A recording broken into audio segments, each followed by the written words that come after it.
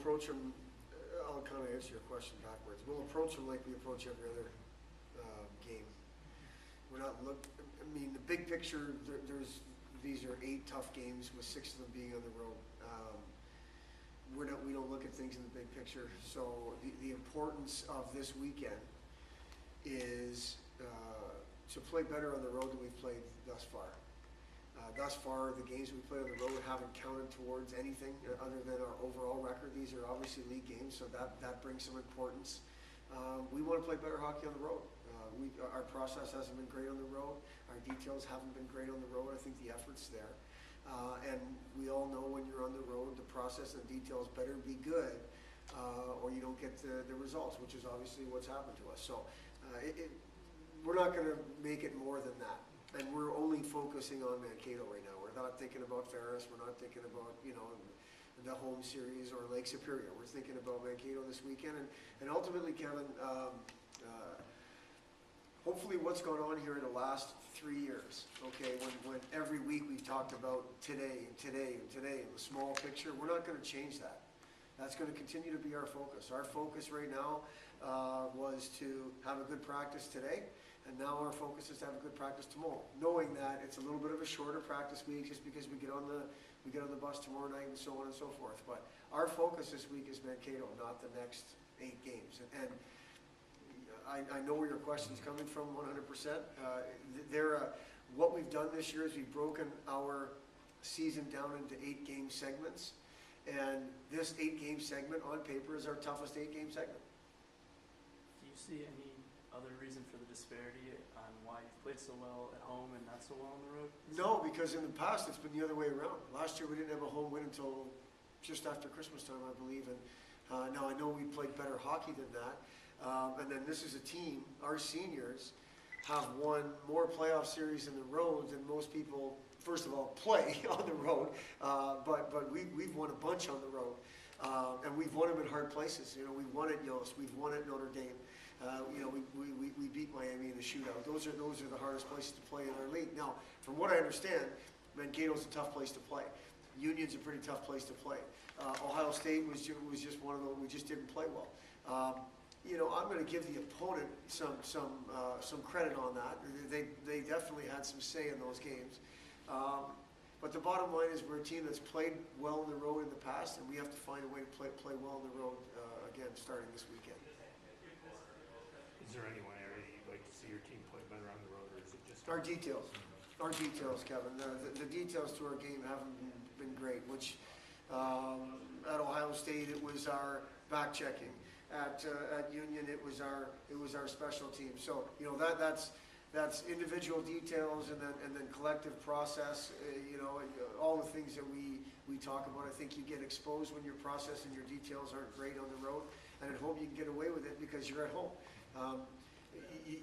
We've just left it to chance a little bit. Again, for the most part, I think the intensity and the effort's been there, and the details and the process hasn't been great. That is where we need to focus on the details individually and the process collectively to get the success we want this weekend.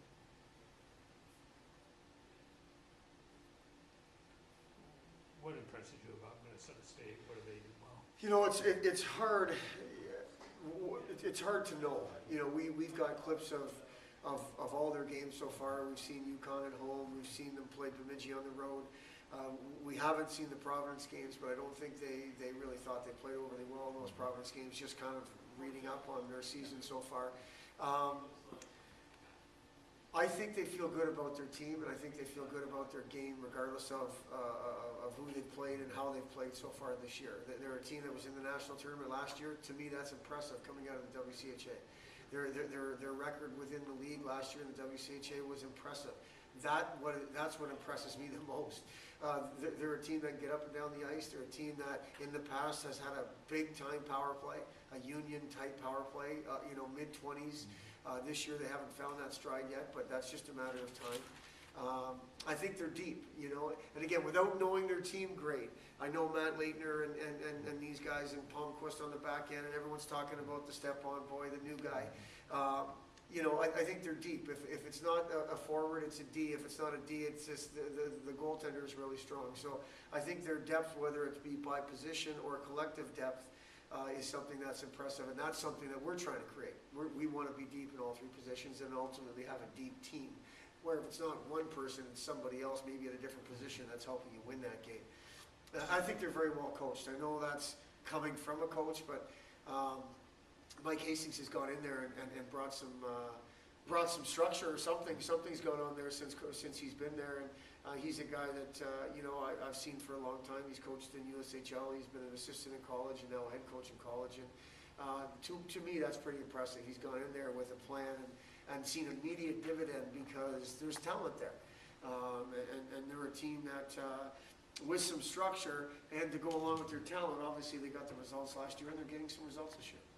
You talk about the depth of Minnesota State, but it seems like this year more so than any other year you've been here, your team has the depth to match them as well. Well, we feel we have depth. It's had to show itself here without Carpenter and as of late without Moeller. I'm happy for that. I'm happy for Ben Murphy. I'm happy for Bryce Williams to get off to a good start. DeSalvo seems to be, playing with some purpose. Watala got on the scoreboard. You've got Freeburg's contributing. The D-core, with the exception of Jake Slode, those other 7 guys have played. Our goaltending, we're both guys are involved.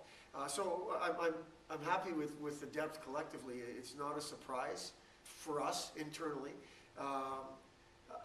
Can we match Mankato's depth? Well, we'll find out. We haven't played them before, so we'll see if we can or can't. Can you just talk about what you like about Dan DeSalvo and what he's done this year? To this point, Kevin, his consistency.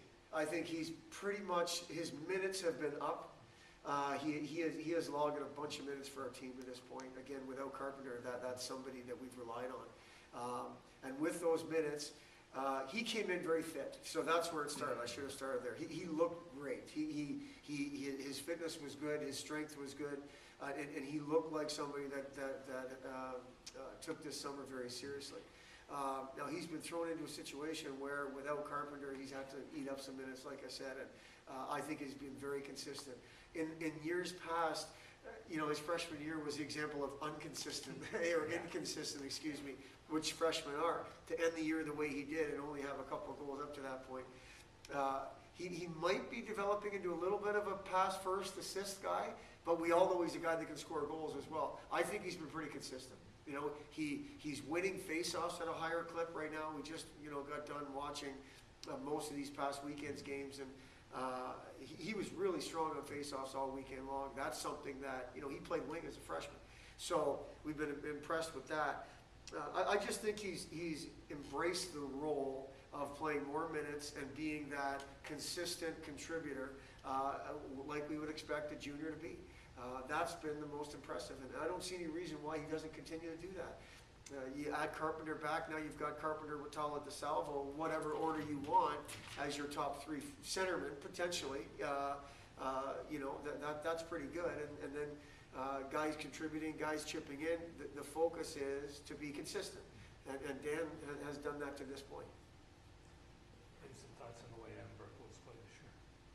I think Adam Berkelow's played well. Yeah. We moved him from DeSalvo's line to Watala's line. We just like the way those two seem to be settling into not a checking role, I don't want to say that, but a role that we matched them against what we thought Anchorage's top line was, and I think they were Bailey's line, number 21, who ended up not playing the full game Friday, but on paper it was assistant captain, or something, that line across the board, and Cam and Burkle and Polkamp did a nice job. So what I like about Adam's game is when he's at his best, he's a big power forward.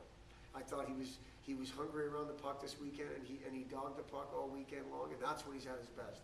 I thought he was physical, and he's still somebody that we stay on to be physical consistently, because we've all seen him take games over, take periods over, take shifts over when he is physical, because he's such a big guy.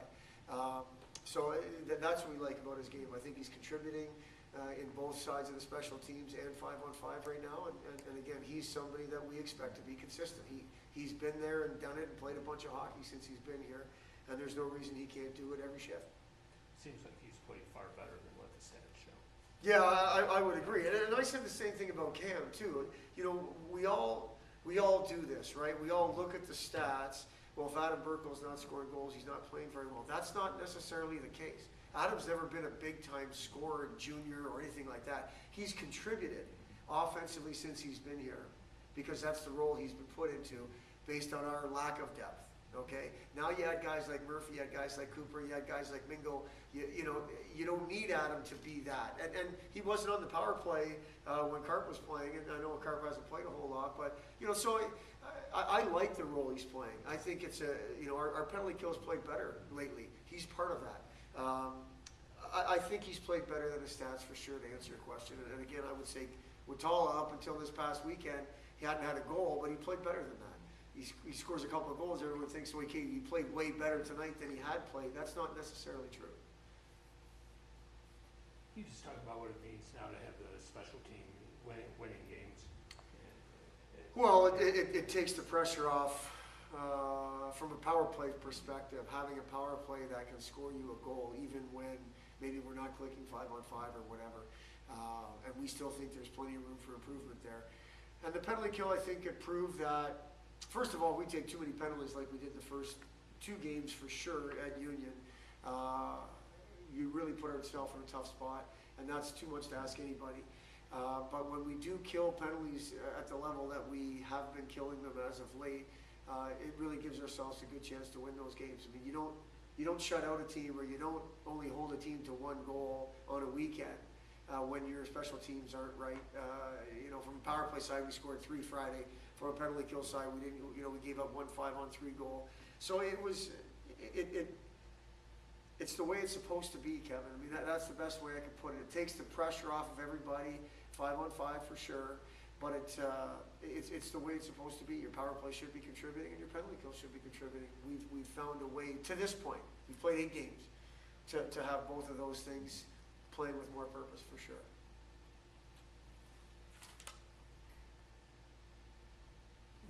Ryan in the lineup this weekend?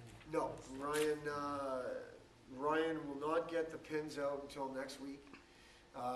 Ultimately, anyone that has seen Ryan knows that he can't bend that finger, that injured finger, and with the pins in there, he can't bend them. So he's been given the green light to go ahead and practice, but he can't wrap that finger around his stick, in which case he can't stick handle and he can't shoot, and we've got healthy bodies. He went out there today with the mindset that he was going to practice. Was out there for 5 minutes, couldn't wrap his finger around the stick, which we knew he wasn't going to be able to do. Wasn't able to shoot, wasn't really able to handle pucks or stick handle, and we just felt like, you know what, that's not fair to him. Let's focus on getting those pins out, and then getting him back in the mix next week, and then we'll see. Obviously, that means opportunity for somebody else, and we've basically been doing it without him for 8 games now. When you say getting the pins out next week, is that early in the week, late in the week? It's early in the week. I mean, we feel like there's no real reason to wait till late in the week, unless the doctor said they cannot come out. It was almost like, what do you think? We've even bumped it to Monday to say, okay, then he can be in the conversation Tuesday, Wednesday, Thursday, with us not leaving for Ferris until 5 o'clock Thursday afternoon. That gives us 3 full days to have a look at Ryan and see where he's at. Now he's going to be skating, continue to skate like he has been this whole time. But until next week, he really won't be able to stick handle or do anything with the puck. So we'll have to see at that point, because again, we're going to have healthy bodies, and this team and this program, it's not about Carpenter. It's about putting the best team out there that can help us win. If he's one of those guys, obviously he'll be in the lineup next Friday. If he's not, then he won't be. Is some of the pressure off to get him back in the lineup alleviated by the depth you've got?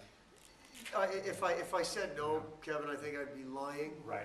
Right now, I feel like Ryan's health is the most important thing, and if we were 0-8, we would still have, would the pressure be higher to have him in the lineup? Yes, I'd be lying if I said no. But right now, we're happy where we are. And we're excited to add a pretty good player to our lineup. And I would say the same thing about Muller. We're happy where we are, but we'll be excited when we can add him back to the conversation. And we think that's going to be next week as well. So I do think it takes the pressure off a little bit, but this weekend here coming up, there's a bunch of pressure. You know, Right. we're going into a hostile building with the on paper, the number one team in our league, without our leading goal scorer from last year, which, you know, it is what it is. So we got to get him healthy and get him out there. And then you said mower maybe next week. Yeah, it sounds like he's been given the green light to skate starting Thursday. Now that was a time frame. That wasn't a random day. That puts him at a certain number of days post-injury. So he's going to skate Thursday and Friday while we're gone. And if those days go okay, our intentions are that he goes back in the fold or in the mix, whatever you want to say, on Monday when we get back. And then Connor Casera. Connor Cacero's good. Connor has basically participated in practice all week long, and I think officially he was diagnosed with a very minor concussion. The protocol is a certain number of days without symptoms, and he hasn't had symptoms since Saturday night. Quite honestly, he was great Sunday. He had a good night's sleep. Practice Monday, practice today. We'll get him right. He really, we've stayed away from contact. We don't think there's any reason for him to be banging and crashing just yet. Tomorrow he's full contact, ready to go. And our intentions are, unless he takes a step backwards, which we think he would have by now, had it been something more severe, our intentions are he joins us and he plays and all that stuff. Any other injuries out of the weekend? No, nothing but the normal bumps and bruises. Make them good. Thanks a lot.